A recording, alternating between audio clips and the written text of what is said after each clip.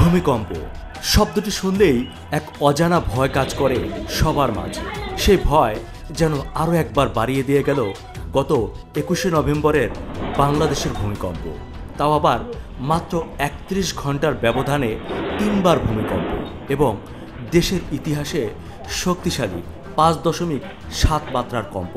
এবারের ভূমিকম্পের মতো এত আতঙ্কে কখনোই পড়েনি বাংলাদেশের মানুষ। ভবন ধস, ভবন হেলে পড়া, দেয়ালে ফাটল, দৌড়ঝাঁপে আতঙ্কিত মানুষ। কি ঘটেনি এবার? এখানেই শেষ না, 2 শিশুসহ 10 জনের প্রাণহানি, 25 থেকে 30 জনের হার্ট অ্যাটাক এবং আহত হয়েছেন 600 জনেরও বেশি। রিক্টার স্কেলে এই ভূমিকম্পের মাত্রা 5.7 হলেও অনুভূত হয়েছে 7-8-এর মতো। আর এই ভূমিকম্পের উৎপত্তিস্থল ঢাকার খুব কাছে, নরসিংদীর আশুগঞ্জ ও পলাশের মাঝে। আমরা সরেজমিনে অবস্থার ভয়াবহতা দেখতে গিয়েছিলাম নরসিংদীর পলাশ উপজেলা ও আশুগঞ্জে। সুপ্রিয় দর্শক মণ্ডলী, আসসালামু আলাইকুম। আমি এখন দাঁড়িয়ে আছি নরসিংদীর পলাশে। হ্যাঁ, এই সেই জায়গা যেখানে 21শে নভেম্বর শুক্রবার 10টা 38 মিনিটে হয়েছিল ভয়াবহ ভূমিকম্প।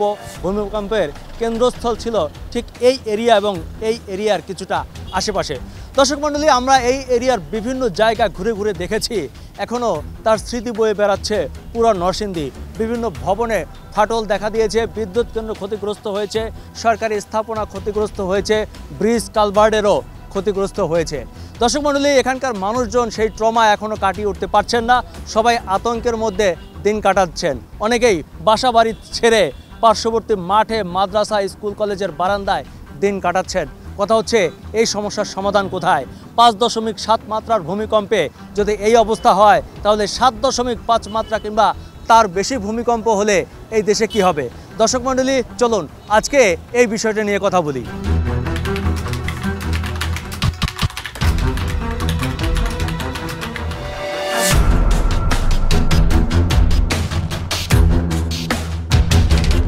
ঢাকা শহর পাখির চোখে দেখলে ভয় লাগে।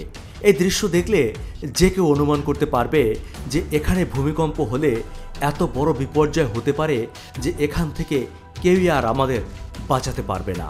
আর যদি পুরান ঢাকার মতো এমন কিছু এলাকার দিকে তাকান, তাহলে অবাক লাগে আমরা ঠিক বেঁচে আছি কিভাবে। এত বড় ডিজাস্টার, প্রাণহানির পরও আমাদের যুক্তি আর অজুহাতের যেন শেষ নেই।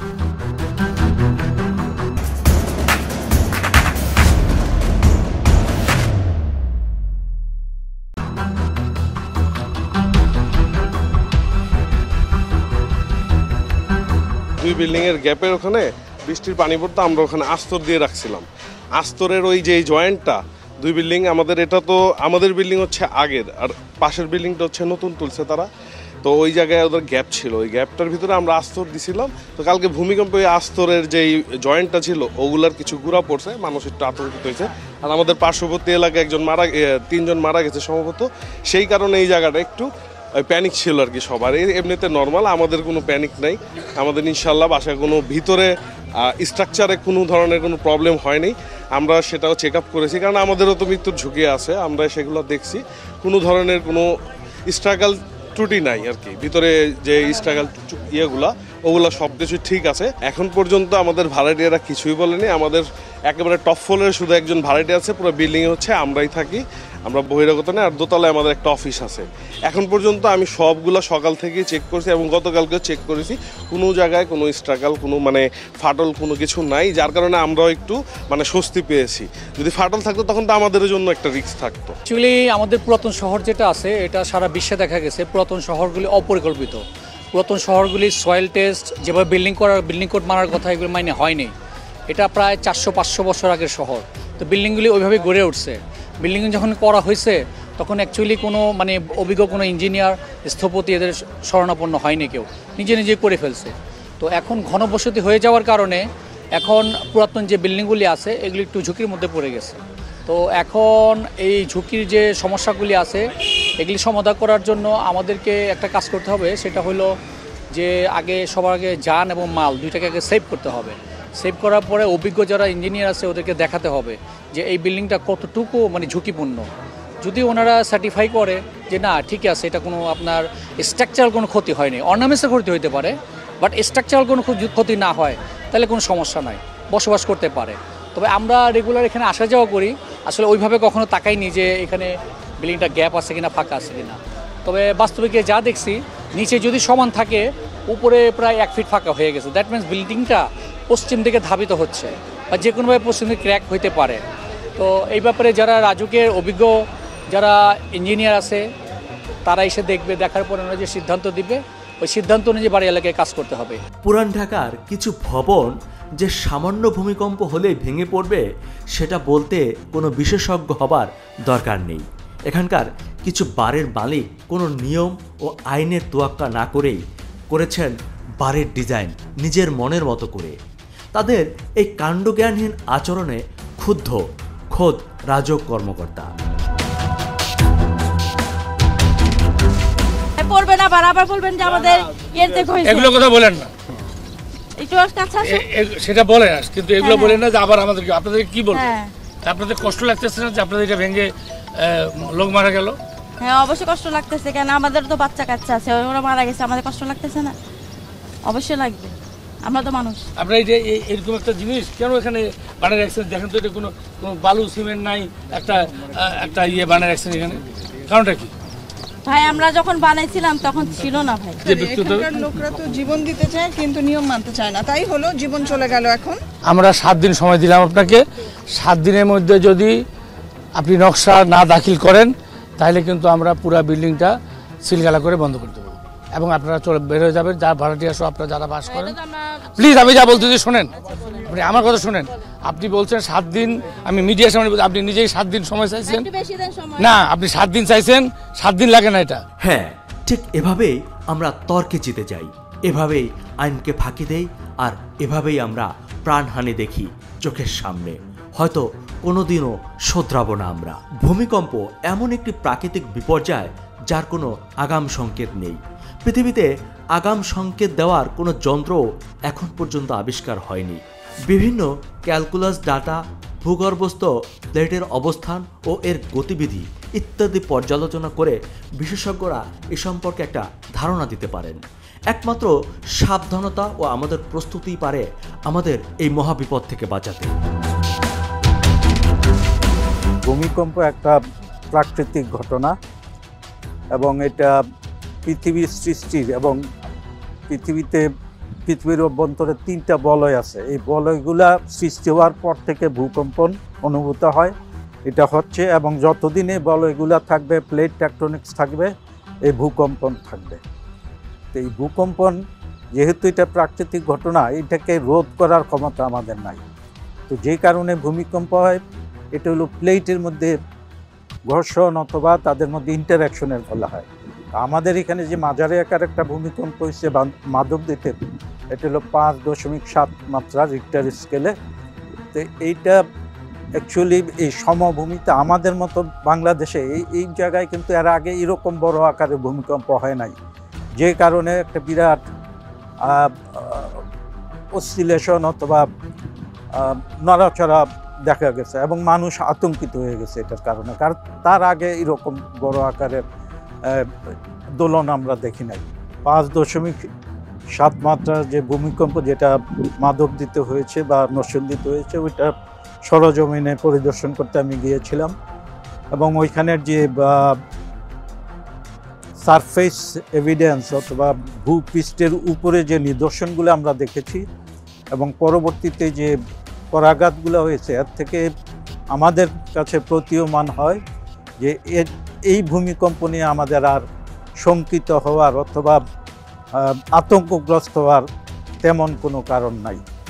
এখন আমাদের যেটা প্রস্তুতি নিতে হবে সেটা হলো যে এর চেয়ে বড় আকারের ভূমিকম্প এইখান থেকে না হলেও মেইন যে বাউন্ডারি আছে ওইখান থেকে হতে পারে, এবং তার জন্য প্রস্তুতি দরকার, এবং এটা যান্ত্রিক প্রস্তুতি প্লাস মানুষকে সচেতন করা।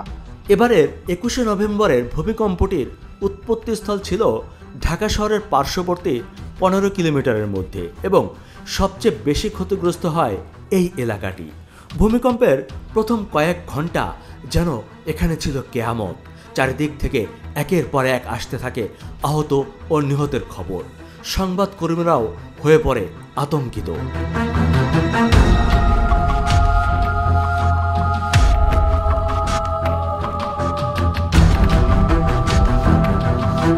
দর্শক মণ্ডলী, সেদিন এই অবস্থার প্রত্যেকটি ঘটনার প্রত্যক্ষদর্শী হচ্ছে আমাদের এখানকার স্থানীয় প্রতিনিধি, অর্থাৎ এটিএন বাংলার ডিজিটাল প্রতিনিধি আলামিন। আমরা এখন আলামিনের মুখ থেকে শুনবো। আলামিন, আপনি তো এই এলাকার বাসিন্দা, এখানেই বসবাস করেন, এখানেই বড় হয়েছেন এবং সেদিনও এখানে ছিলেন। কি হয়েছিল সেদিন? আমরা তখন অবস্থান করছিলাম বাসায়।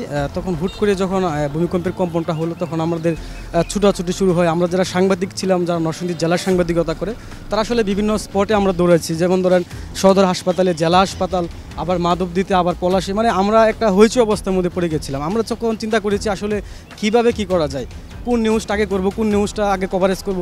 আসলে এই দিনটা যখন আমাদের নিজ চোখে দেখলাম, বিশেষ করে সদর হাসপাতালে যে চিত্র, রুগীরা ঢুকছে কিন্তু তারা চিকিৎসা পাচ্ছে না, কারণ হচ্ছে এখানে প্রচুর চাপ ছিল। আর বিশেষ করে আমাদের চোখের সামনে বাবা ছেলের যে বিষয়গুলো আমরা দেখলাম, যে একই পরিবারে বাবা ছেলে মারা গেছে, এটা আসলে সবচেয়ে বেশি করুণ ছিল এবং আমাদের সবচেয়ে বেশি হৃদয় স্তম্ভিত হয়েছে।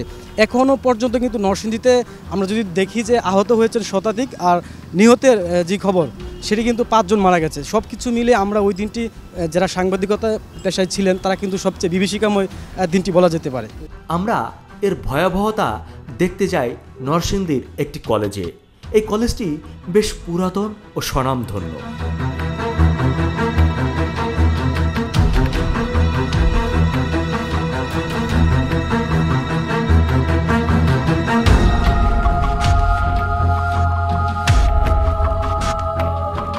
দর্শক, আপনাদেরকে দেখানোর চেষ্টা করছি, এখানে সম্ভবত একটা পিলার আছে, উপরের যে হিসাব ওই অনুসারে কলাম, সেই অনুসারে দেখুন যে এই ভাইব্রেশনটা এত জোরে হয়েছে যেখান থেকে ছিটকে পড়ে গেছে এবং এখনও দেখলে বোঝা যায় যে ভেতরটা বেশ নড়বড়ে। অর্থাৎ এখানে যদি আরেকটু হালকা একটু ধাক্কা টাক্কা লাগে তাহলে এটা হয়তো পুরোটা ছুটে পড়ে যেতে পারে, এমন একটা। আসলে কতটা শক্তিশালী হলে একটা ভবন, এবং এই ভবনটা দেখে অতটা পুরাতনও আমাদের কাছে মনে হয়নি, হ্যাঁ, তারপরও যে ক্ষয়ক্ষতি হয়েছে এটা আসলেই অসম্ভব শক্তিশালী ভূমিকম্প ছাড়া এটা সম্ভব না বলে মনে হয়। আমরা একটু ওই দিকে দেখানোর চেষ্টা করি। এদিকে দেখলাম যে প্রত্যেকটা পিলার, ওই যে ওই পিলার বরাবর, এই পিলার বরাবর, এই পিলার বরাবর, এটা দেখলে আসলে টোটাল ভয়াবহতা বোঝা যায় যে ভয়াবহতাটা কোন পর্যায়ে গেলে একেবারে পুরো ওয়ালটা ছুটে পড়েছে। যে এখানে এই যে ইট তো বোধহয় ছুটে গেছে না? হ্যাঁ, একদম ছুটে গেছে। এটা আপনারা দিয়ে রাখছেন, একদম এই পার থেকে ওই পার দেখা যাচ্ছে, একটা ওয়াল ফুটো হয়ে গেছে এবং ওই পার দেখা যাচ্ছে পুরো ইটগুলো ছুটে পড়ে গেছে। মানে এটা অনেকক্ষণ ধরে এভাবে ভাইব্রেশন হওয়ার ফলে কিন্তু এমন একটা অবস্থা হয়েছে। স্যার, এরকম একটা ক্লাসরুমে কতজন শিক্ষার্থী বসে? আমাদের এটা 2টা ক্লাস, তো এখানে 70 থেকে 80 জন ছাত্রছাত্রী এই ক্লাস আমরা করি একসাথে। 70 থেকে 80 জন। আচ্ছা, ওই দিন ছিল শুক্রবার 10টা 38, ওই দিন যদি রবিবার বা সোমবার হতো 10টা 38, তো শিক্ষার্থীরা এখন উপস্থিত থাকতো। তো সেক্ষেত্রে হয়তো আল্লাহ আমাদেরকে বড় বিপদ থেকে বাঁচিয়ে দিয়েছে। জি, আলহামদুলিল্লাহ, আল্লাহ সহায়। সাপ্তাহিক শুক্রবার হওয়ার কারণে এটা ছাত্রছাত্রীর মধ্যে ততটা এফেক্ট পড়ে না। আমার মনে হয় যদি একাডেমিক চালু অবস্থায় থাকতো তাহলে ভয়ে ভীত হয়ে, আতঙ্কিত হয়ে বড় কোনো দুর্ঘটনা হওয়ার সম্ভাবনা ছিল। তো আল্লাহ সহায় আমাদেরকে হয়তো হেফাজত করছে শুক্রবার হওয়ার কারণে, আর না হয়তো আমাদের অনেক ক্ষয়ক্ষতি হওয়ার সম্ভাবনা ছিল। ক্লাস তো বোধহয় ভূমিকম্পের পর আর শুরু করতে পারেননি এখানে। অত্র বিল্ডিংটা ঝুঁকিপূর্ণ বিধে আমরা অন্যত্র ক্লাস করছি। এখানে আর ক্লাস আমরা আবার তো আসছি না, ঝুঁকিপূর্ণ বিধে আমরা অন্য রুমে সেট আপ দেওয়া হয়েছে। হয়তো মনে হতে পারে হয়তো খোলা আকাশের নিচে বা তাঁবুটানে আমাদের ক্লাস নেওয়া হতে পারে, কিন্তু এখন এই অবস্থায় আমরা আপাতত এই বিল্ডিং আসতে পারছি না। একটা ভয় ভীতি, ছাত্রছাত্রী দেখলেও প্রশ্ন করে যে এখানে ভূমিকম্প হয়েছে। ভবনগুলো পরিদর্শন করে আমরা যেটা দেখতে পাই সেটা হচ্ছে যে আমি যেখানে বসে আছি এটা প্রশাসনিক ভবন এবং একাডেমিক ভবন। এই ভবনের আমার প্রত্যেকটা রুম ক্ষতিগ্রস্ত হয়েছে, প্রত্যেকটা ওয়াল ফেটে গেছে এবং আস্তরগুলো খুলে খুলে পড়ছে। আপনারা নিশ্চয়ই ইতিমধ্যে দেখেছেন আমাদের ভবনের অবস্থা। যেহেতু এই ভবনটা ঝুঁকির মধ্যে আছে, আমরা তখন আর এই ভবনের শ্রেণী কার্যক্রম করি নাই, না করে গতকালকে আমরা শ্রেণী কার্যক্রম আপাতত স্থগিত করেছি এবং বিষয়টি সাথে সাথে আমাদের ডিজি স্যারকে অবহিত করেছি, প্রধান প্রকৌশলকে অবহিত করেছি এবং নির্বাহী প্রকৌশলকে অবহিত করেছি শিক্ষা প্রকৌশল অধিদপ্তরের। তো তারা এর মধ্যে টিম পাঠিয়েছে, টিম এগুলা পরিদর্শন করেছে, দেখেছে। ইনশাল্লাহ তারা বলছে যে সহযোগিতা করবে, কোনো অসুবিধা হবে না, দ্রুত গতিতে তারা এটা মেরামতের ব্যবস্থা করবে। এবং আগামীকালকে আমাদের একটি বিশেষজ্ঞ টিম আসবে যে এই ভবনটিতে আমরা একাডেমিক কার্যক্রম পরিচালনা করতে পারবো কি না। তারা তখন আমাদেরকে নির্দেশ দিবে, তাদের নির্দেশের আমরা অপেক্ষায় আছি। যদি একাডেমিক কার্যক্রম আমরা এখানে করতে পারি তাহলে করব, আর না হলে আমরা ওই ভবনগুলোতে চেষ্টা করব করার জন্য। কিন্তু ওই ভবনগুলোতে আমাদের পর্যাপ্ত আসলে একাডেমিক কার্যক্রম পরিচালনার মতো অ্যাকোমোডেশন আমাদের নাই। দর্শক, এটি নরসিংদীর আশুগঞ্জ বিদ্যুৎ কেন্দ্র। ঢাকার কাছাকাছি এটি একটি খুবই গুরুত্বপূর্ণ স্থাপনা এবং গেটওয়ে। এখানেও আঘাত হেনেছে ভূমিকম্প। সেদিন ভূমিকম্পের সাথে সাথে এখানে আগুন ধরে যায়, বন্ধ হয়ে যায় বেশ কিছু এলাকার বিদ্যুৎ সরবরাহ। সাম্প্রতিক সময়ে আমরা যে ভূমিকম্প দেখলাম, একেবারে মারাত্মক ভূমিকম্প, যদিও এর মাত্রা কম কিন্তু তীব্রতা ছিল প্রচণ্ড রকম বেশি। প্রাথমিক ধাক্কায় আপনাদের কি ক্ষতি হলো? আমাদের ঘোড়াশাল বিদ্যুৎ কেন্দ্রের প্রাথমিক আমাদের ব্যাপক ক্ষতি বলতে আমাদের সুইচয়ার্ড সাবস্টেশনটাই বেশি হয়েছে। 230 কেবি, 132 কেবি এই সাবস্টেশনটা, এটাই ব্যাপক ক্ষতি হয়েছে। ধরুন যদি 8-9 মাত্রার ভূমিকম্প হয়, তাহলে আপনার কাছে কি মনে হয় যে পাওয়ার স্টেশন টিকে থাকবে? 8-9 মাত্রা চিন্তাই করা যায় না, আল্লাহ না করুক। 8-9 তো সাধারণ বাসাবাড়ি এগুলো তো একটাও টিকবে না। আর বিদ্যুৎ কেন্দ্র, আমি বিশেষজ্ঞ না, তবে যতটুকু জানি বিদ্যুতের আমাদের মূল স্ট্রাকচারগুলো যে হেভি মেশিনারি যেগুলো আছে ওগুলো হেভি স্ট্রাকচারে তৈরি এবং অনেক আছে মেটালিক। ওটা অ্যালাইনমেন্ট হয়ে বাঁকা টাকা হয়তো হবে, কিন্তু কিছু জিনিস, অনেক জিনিস আছে পড়ে যাবে না, কিন্তু অনেক জিনিস ভাঙচুর নষ্ট হবে। কিন্তু এই যে সুইচয়ার্ডের মতো যে জিনিস, সিরামিকের মতো ইনসুলেটার, এই জিনিসগুলো তো একটা অত্যন্ত নরম, এটাকে ইচ্ছা করলেই আপনার লোহার স্ট্রাকচার দিয়ে বানাতে পারবেন না। এটাই ইনসুলেটার এই ম্যাটেরিয়াল দিয়ে বানাইতে হবে।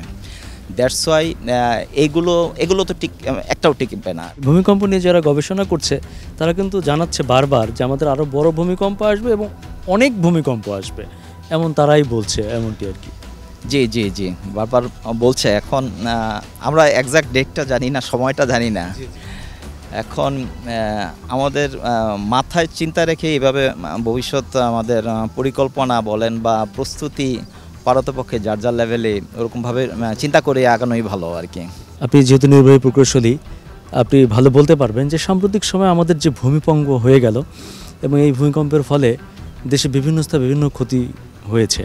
আপনার এখানে কি কি ক্ষতি হয়েছে? আমার এখানে এটা তো একটা সাবস্টেশন, 230 কেবি 132 কেবি আছে। সাবস্টেশনে যে ধরনের ইকুইপমেন্টসগুলো থাকে, যেমন breaker, city, lighting star, LA এবং সাপোর্ট ইনসুলেটর, এগুলি অনেকগুলো ইকুইপমেন্ট আমাদের ভেঙে পড়ে গেছে। এটাই মেজর ক্ষতি। এবং বিদ্যুৎ ব্যবস্থাপনা যেসব গ্রিড সাবস্টেশন আছে এখান থেকে সংযোগ আছে, মোটামুটি আমাদের এখান থেকে 7টা গ্রিড উপকেন্দ্রের সংযোগ আছে ডাবল লাইনের মাধ্যমে। টঙ্গী আছে, ভুলতা আছে, ঈশ্বরদী আছে, জিএস আছে, বিভিন্ন জয়দেবপুর আছে। এসব জায়গায় এখন বিদ্যুৎ এখন থেকে সরবরাহ করা সম্ভব হচ্ছে না। এটাই সামগ্রিক বিপর্যয় হচ্ছে। এখন ইকুইপমেন্টগুলো রক্ষণাবেক্ষণে আমাদের অনেক সময় লাগে, টেস্টেরও বিষয় আছে। আমরা ফিজিক্যালি যেটা দেখতেছি, যেগুলো পড়ে গেছে এগুলো ভিজিবল হচ্ছে। এগুলি ছাড়াও যখন এখানে ইনসুলেটর আছে, ইনসুলেটরগুলো ফিজিক্যালি দেখা যায় না, এগুলো টেস্ট সাপেক্ষে আমাদেরকে বলা যাবে এগুলো কী পরিমাণে ক্ষতি হয়েছে। তারপরে আমরা এটা বিদ্যুৎ সরবরাহ ব্যবস্থা নরমাল করতে পারবো। ভূমিকম্পের দিক থেকে প্রকৃতিগতভাবেই এই জায়গাটি একটু ঝুঁকিপূর্ণ। আবার এখানে আপনাদের এই যে বিদ্যুৎ কেন্দ্রটা, এটার কি কোনো কারণ আছে বা এটা কি অন্য জায়গায় হতে পারতো না? অ্যাকচুয়ালি এখান থেকে আমরা যত তথ্য পাইছি যে মাধবদী এলাকায় ভূমিকম্পটা হয়েছে, এখান থেকে প্রায় নিয়ার অ্যাবাউট প্রায় 8 কিলোমিটার দূরে। আর এটা তো একটা ফাউন্ডেশন উপর ইকুইপমেন্টে বসানো সিরামিকের তৈরি, একটু ভাইব্রেশন হইলে কিন্তু সিরামিকগুলো ফেটে যায় ইকুইপমেন্টগুলো। এটা স্বাভাবিকভাবে একটু ভাইব্রেশনটা হলেই হতো। আর এখন ভূমিকম্পটা অত্যন্ত সন্নিকটে হয়েছে বলে ঘটনাটা ঘটছে এখানে। দেখেন ফাউন্ডেশন বিল্ডিংগুলো কিন্তু এগুলো ভালো স্ট্রাকচারের উপর তৈরি, এগুলো কিন্তু ওরকম ক্ষতিগ্রস্ত হয় নাই। কিন্তু এগুলা স্ট্রাকচারগুলা বেজে তৈরি, বেজে কোনো ক্ষতি হয় নাই, শুধুমাত্র সিরামিকের তৈরি ইকুইপমেন্টগুলো ভেঙে পড়ে গেছে। এই কারণে এই ভূমিকম্পের কারণে এগুলো ক্ষতিগ্রস্ত হয়ে গেছে।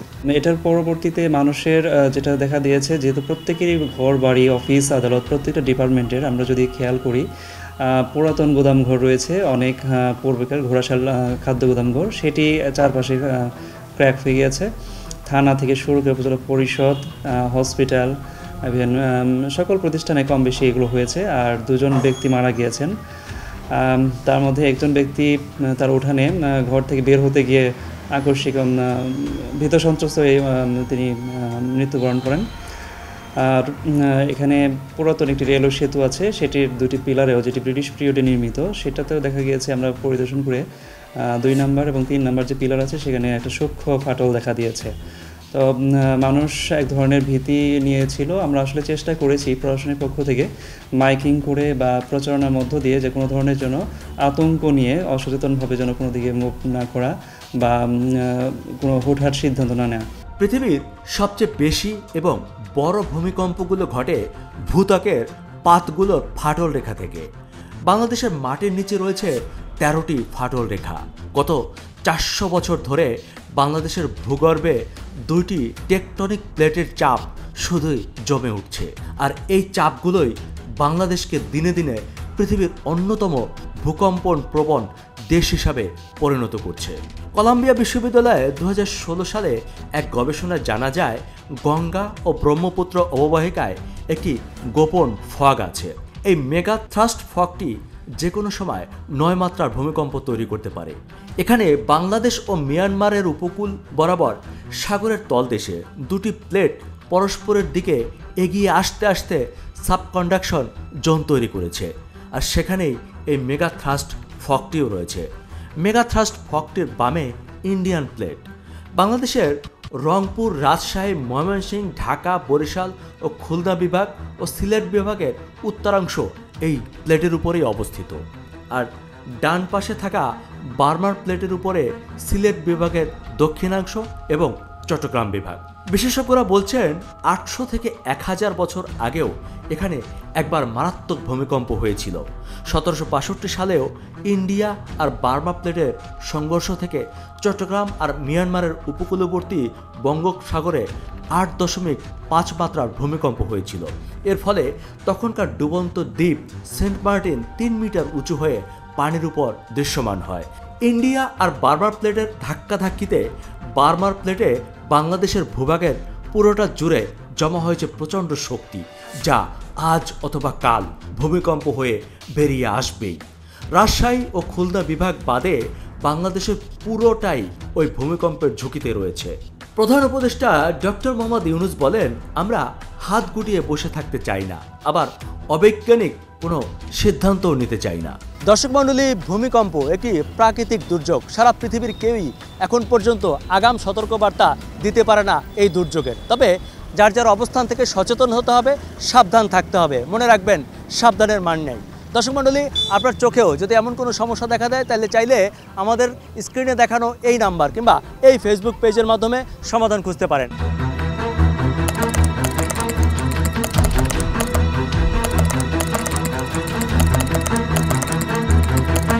আজকের মতো বিদায় নিচ্ছি নরসিংদীর পলাশ থেকে। আপনারা যে যেখানে আছেন ভালো থাকবেন, সুস্থ থাকবেন, নিরাপদে থাকবেন। খোদা হাফেজ।